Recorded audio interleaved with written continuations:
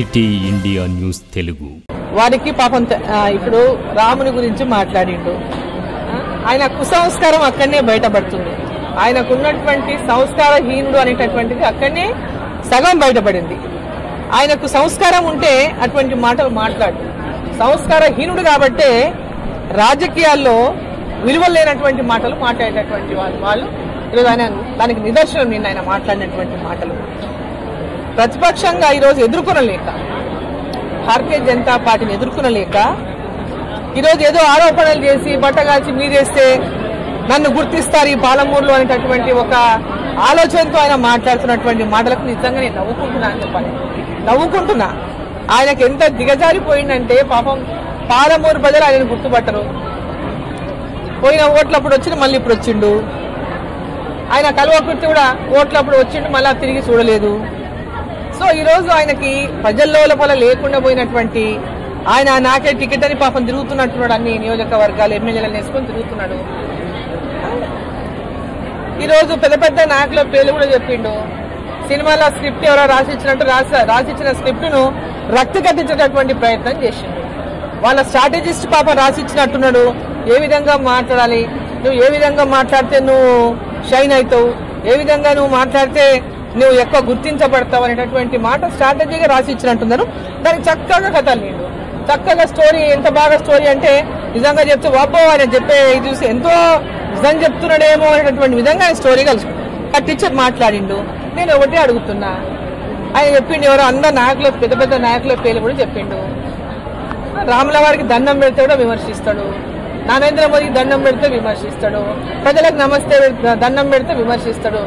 Yes, నేను రాముల వారికి దండం పెడతా, నరేంద్ర మోదీ గారికి దండం పెడతా, ప్రజలకు దండం పెడతా. నీలాగా కుసంస్కారిని కాను.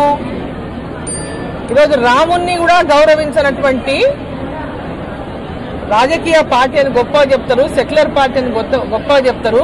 మరి రాముని యొక్క ప్రాణ ప్రతిష్టను మీరు ఎందుకు బహిష్కరించినారు? శ్రీరాముల వారి ప్రాణ ప్రతిష్ట మీరు బహిష్కరించిన ఎందుకు?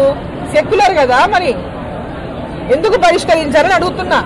నీకు రాముని మీద నమ్మకం లేదు, ధర్మం మీద నమ్మకం లేదు, హిందుత్వం మీద విశ్వాసం లేదు.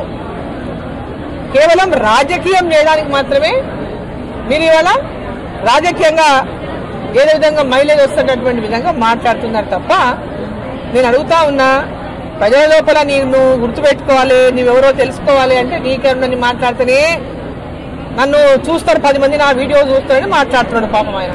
అంతకంటే ఎక్కువ తాపత్రయం ఏమీ లేదు దాంట్లో. ఆయన ఇది ఒకసారి కాదు మాట్లాడడం, పదే మాట్లాడుతున్నాడు. అట్లా అయితేనే ఆయన గుర్తు వేగవే చెప్పడానికి ఏం లేదు. సో నేను అడుగుతున్నా, ఆయన ఎవరో పేర్లు, చాలా పేర్లు చెప్పిండు, రాజకీయ కాంగ్రెస్ పార్టీ పెద్ద నాయకుల పేర్లన్నీ చెప్పిండు. రా, ఏ టెంపుల్ దగ్గరికి వాళ్ళందరూ తీసుకొని వస్తావో తీసుకొని రా, ఎప్పుడు తీసుకొస్తావో చెప్పు, ఏ డేట్ కు తీసుకొస్తావో చెప్పు, లేదా నన్ను ఫిక్స్ చేయమంటే నేను డే టు టెంపుల్ నేను ఫిక్స్ చేస్తా, మీ నాయకులందరినీ తీసుకొని రా, అక్కడ వాళ్ళతో ప్రమాణం చేపిస్తావా చేపి, నేను ప్రమాణం చేస్తా చేద్దాం. మరి మీరందరూ నేను ప్రమాణం చేస్తే రాజకీయ సన్యాసం అనేది నీకు అలవాటు అయిపోయింది, కానీ వాళ్ళందరూ కూడా రాజకీయ సన్యాసం తీసుకొని సిద్ధంగా ఉండాలి. ఆ నాయకుల పేర్లు చెప్పినాం కదా, వాళ్ళందరూ రాజకీయ సన్యాసం తీసుకోనికి సిద్ధంగా ఉంటే అందరూ కలిసి రండి, ప్రమాణం చేయడానికి సిద్ధం డీకేరణ.